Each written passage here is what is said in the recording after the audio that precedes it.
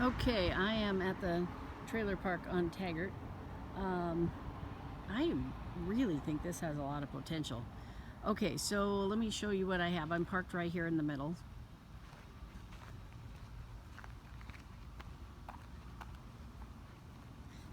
This unit in the front is owned by a tenant, so it's tenant owned. They pay $4.25 a month just to rent the dirt. This is a water department over here next door, so it's really quiet. And this is kind of a little extra parking area that this unit is using right now. The chain link fence pretty well follows the perimeter. We're about probably 5 minutes from the Vista exit, in a great central location on the bench. This is Dorian. We're on the corner of Taggart and Dorian. Okay, so let's walk through here. So the perimeter here, this section in the front, you can see there are 8 mailboxes there, and this for sale sign and the fire hydrant. This grass section in the front used to be a 9th trailer spot. Apparently it was vacant for a long time, and then the city said they wouldn't allow a new trailer to be put in there because of just the setbacks from the road. It doesn't mean that you couldn't at some point go and talk to the city and try and petition them for the ability to put in one more unit there. But in the meantime, it would be possible to maybe add some grass and a bench or something and make it a little park area, or at least just grass. It could be improved to look prettier very easily. But you can see where there used to be an electrical hookup for this unit. Okay, so walking down here, this unit here is owned by a long-term occupant who owns this trailer. And they're apparently over 55 and have been here for years, and should anything ever happen to them, the trailer could be removed and replaced. But there does appear to be natural gas to this development, although all the units in here currently are electric. All right, so there's a little driveway between the two here. So this space, again, it could be just improved to be a little park area. This building here needs to be dismantled. The easiest way to be to hire somebody to just tear it down, sell it for scrap. But this one is not currently habitable, and they've left it here simply to hold this spot so that there's never a question that it's a legitimate spot. But the owners haven't made any effort to do that. So that would be one to replace right away. Okay, on this side, again, the tenants are using this all the way up to the fence. And this property here is the one that's 2-bedroom, 2-bath, built in 2014, that is the owner of the park lives in. Has hardwood floors, apparently very nice. They bought it brand new in 2014, is my understanding. Right between these two, this is a spot.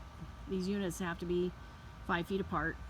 I believe 10 feet apart, she told me, from wall to wall. But there's plenty of room there has been in the past a single wide that would go right in here, slip in here with nice trees all the way around. It's quite shady.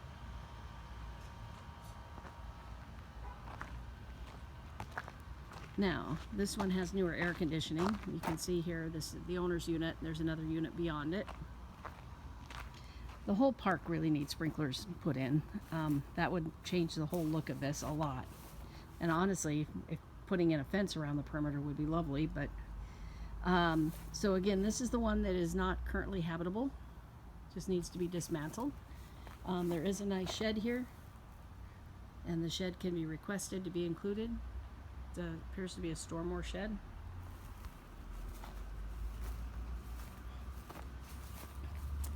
Now, interesting about this particular unit, it appears to be a newer one, and I'll pull the records and try and find out the age. If I had to make a guess based on the construction, probably in the 90s. And again, that's central air. This unit is in the wrong place. This unit straddles 2 spots, the listing agent told me.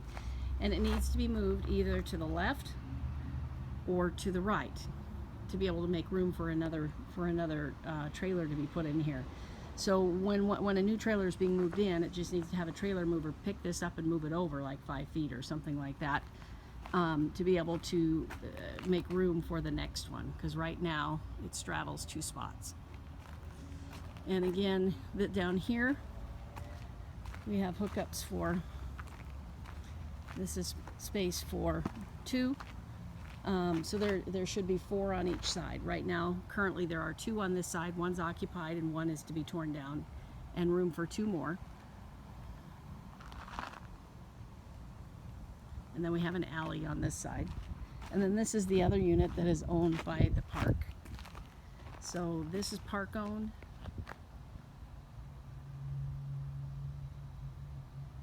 And this one is park owned. And so those are ones that can be negotiated to be included, or they can be excluded and just buy the land and charge them rent for the. So it can be either way. In reality, it's if from what the agent told me, these are honestly very nice inside. That both of them have had a lot of remodeling done, and if that's the case, it's probably cheaper to leave them there. And just rent them out or resell them on a contract and be able to have them included. It'd probably be a better deal than to try and get them included and depreciate them. So I'll walk around the perimeter here and then back up to the front.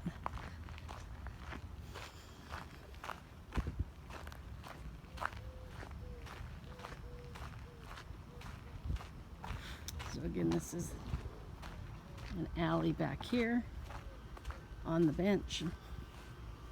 This gives you a little bit of a idea. See the back. If you can see where that fence line jogs up there at the end around that trailer, that is included as well. And that's the water district. So it's very quiet. Oh, yep, there is central air back here in this unit as well. Okay. Lots of potential for this place.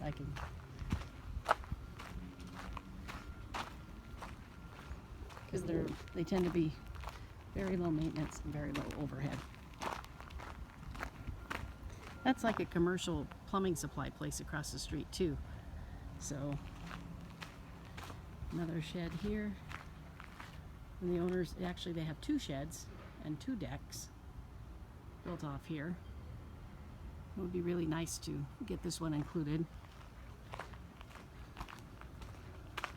And then it sounds like the owners would be willing to rent it back, or it could be rented to somebody else too.